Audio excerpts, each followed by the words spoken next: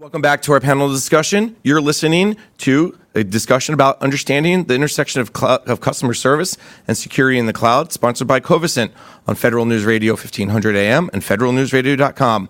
I'm your moderator, Jason Miller.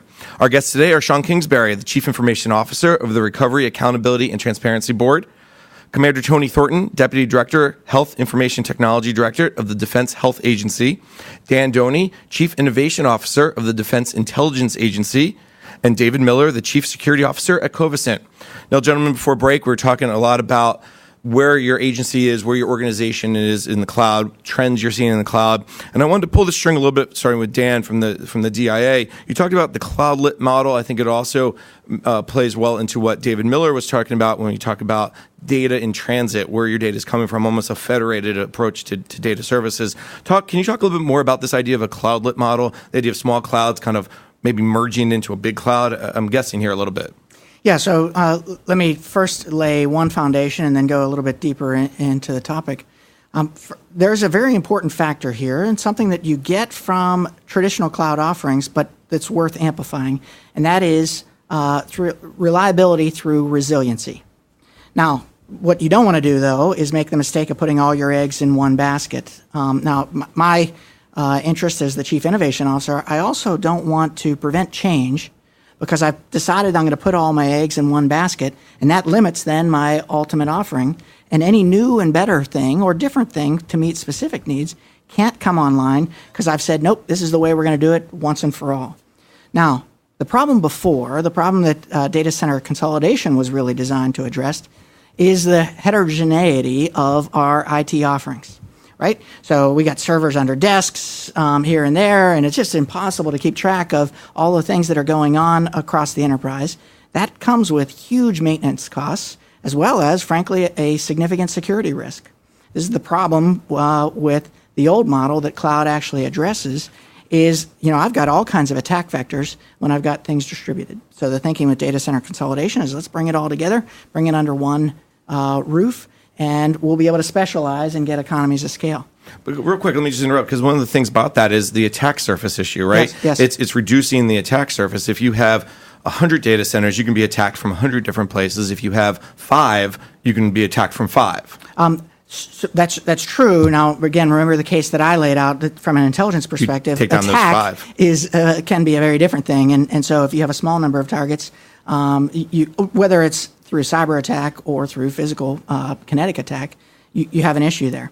But actually, there is strength and security in the mobility of cloud solutions. Look, if my capabilities are distributed across these diverse clouds and someone physically attacks one of those spots, remember, one of the benefits of cloud is the mobility of solutions across these virtual machines. Unlike physical, where the attack vector is, if I put a USB device in a specific machine or I attack it, I know the capability that I've taken down. In cloud, where you've got elastic provisioning of services and things are continually moving around, you don't have that same target. Things can be much more mobile. And there's some really clever solutions along those lines of if I take, for example, and build in a refresh of my virtual machines. So I build into Netflix does this, I'm told, with their infrastructure. But if I amplify it and I now force virtual machines to be taken down to create this resiliency, you create a whole new cloud posture. Now, I want to make sure I emphasize this last point with the cloudlet strategy.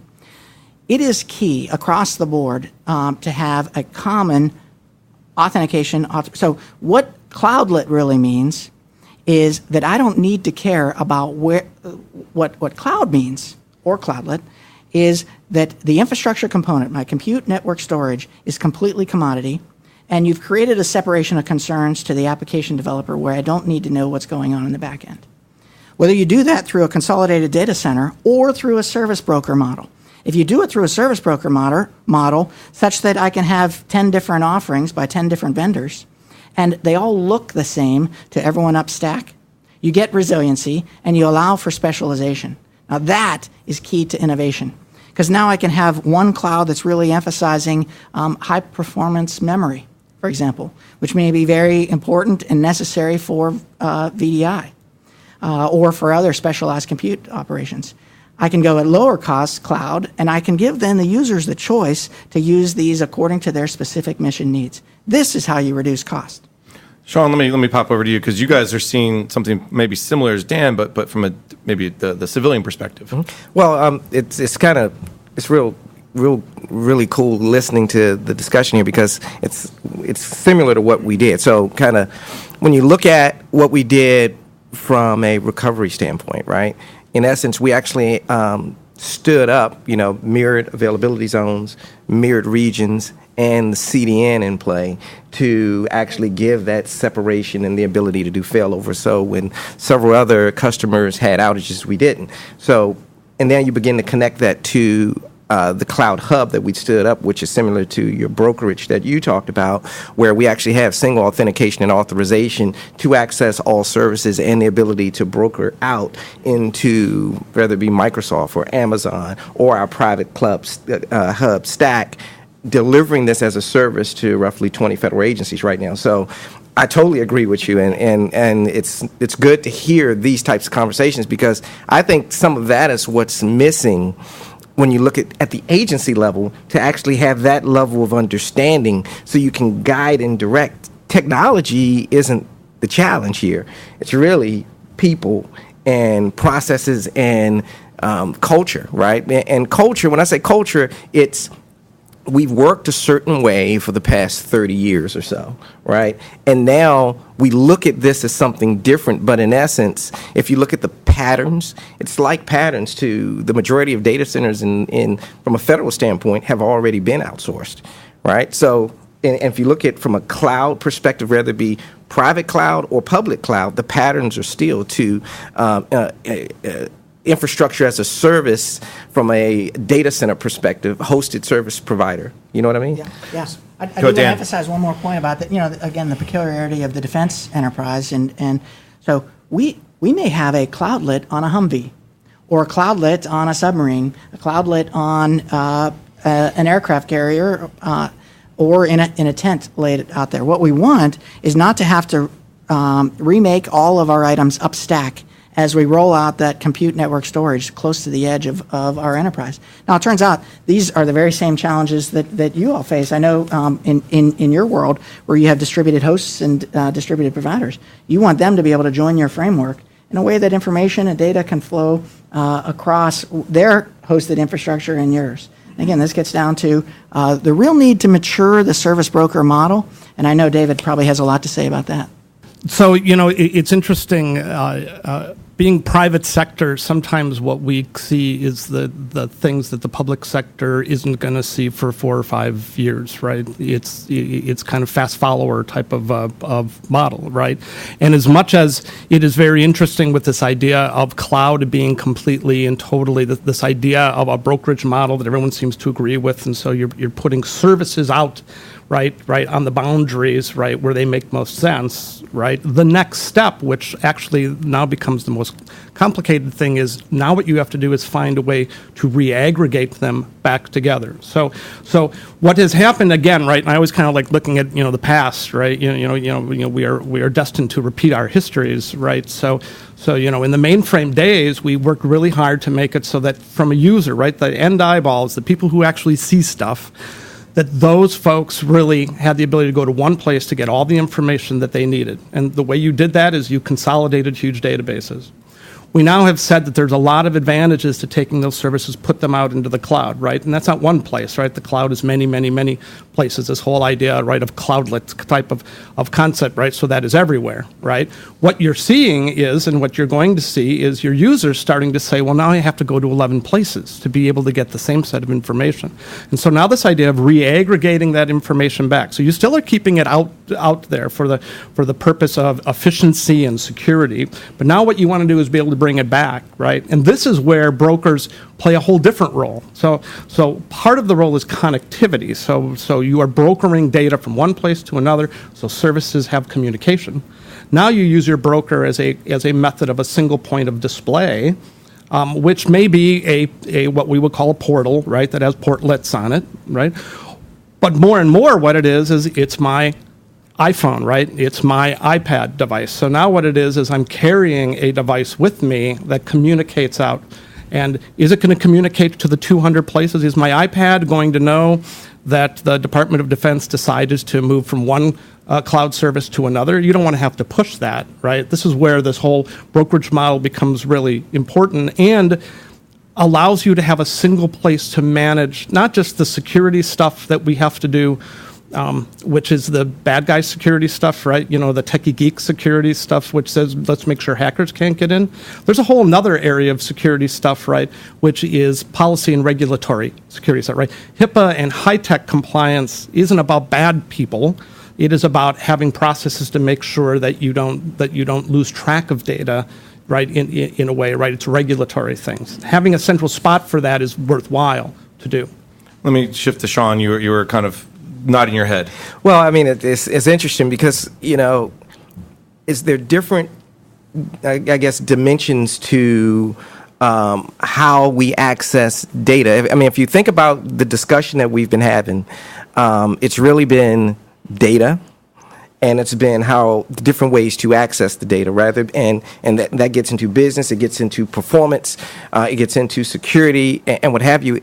But when you look at where we're going with that now, I think the view of the website per se, I think that's a class of access. When I say website, it's portal, right? But in essence, when you look at what's going on now, where customers are extremely pervasive, when you look at how people are connecting today, whether it be on the battlefield, whether it be connecting, getting healthcare information, or what have you, it's really about connecting from whatever that medium is, right? And displaying in whatever makes sense for that medium, right? In a way that makes sense to access the data. So where I'm going with that is whether it be VDI, and VDI, I mean, we deliver VDI as a service to roughly 20 federal agencies today, and it's not a site per se that they get to. We deliver a complete desktop of a variety of services that's baked into that site with all of the security zoned off, similar to how you described it, based on zone-based security and, you know, who's supposed to have access to what based on the security levels. But it gets real interesting. I think that there is a change in how customers are accessing information and the data today based on how we are pervasive in, you know what I mean? So it's not necessarily a iPhone application, it's delivering services to this mobile device in whatever makes sense for that service. And it could be an app, it could be a website, it could be the VDI. Let's go to Commander Thornton for a sec. You guys obviously have a diverse customer base that need that data has to be delivered to. Talk about how you guys are looking at this issue. Well, absolutely. You know, but I wanted to expand on something that Shawn had said, and even what Dan had said. You know, you start talking about what we call workflow in terms of how is our customers, both internal and external, how they access it. My peers, you know, we have a kind of a coin thing that we say healthcare-driven IT, where the business of healthcare comes first. IT exists as an enabler to support. So you talk about agility, mobility, and everything else. We look at it from the humanistic perspective. How is it that our customers and our partners are going to access or using cloud, again, when you're talking about provision and the services? So it's a different model. It's not just doing IT for IT's sakes, and more than just, you know, because of, quote-unquote, the business. It's how is it in terms of workflow? How does that define and allow us to optimize in order to deliver better healthcare? So from our perspective, again, seeing cloud computing both internal, externally, communicating or engaging with our partners, both private and public, health information from the, you know, not just HIPAA, PHI, PII, but looking at the workflows from a humanistic perspective. You know, in our world, doctors are key. And you know, they're kind of the spoke in the wheel, if you would, but certainly, you know, we exist because of our patients. And so figuring out how is it that we use that to be agile, to manage and control the data while making it accessible, while also looking at the humanistic perspective of our customers, both internal and externally. Commander Thornton, one of the things, though, that just to kind of pull back on some of these other strings that some of the other panelists talked about is the mobility of it. From a healthcare perspective, doctors, nurses, healthcare providers are never in one spot. And in fact, if you want to talk about patients, the people you serve, not just the doctors as your customers, but the military service members, they also aren't in one spot. They rotate quite often.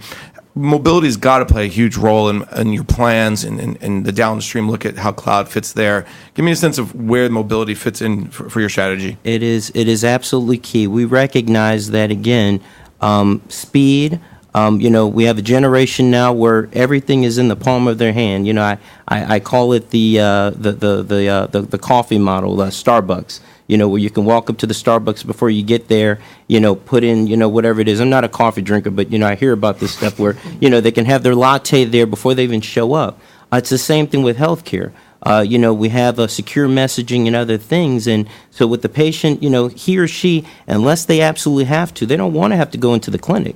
They want to be able to communicate with the provider and have that information available in their hand. They want to control that health information. From a clinical perspective, our doctors, they want to make sure, you talked about referral management and whatnot with our commercial partners. Again, as the military scales down, the war is, it's scaling down. We're going to be more dependent on our commercial partners. So mobility allows us to have that health information exchange within the palm of the hand. And so again, cloud computing allows us to not only manage it, but advance that delivery of healthcare. So it's critical to our success. Absolutely. And that same idea tags us back to the security question.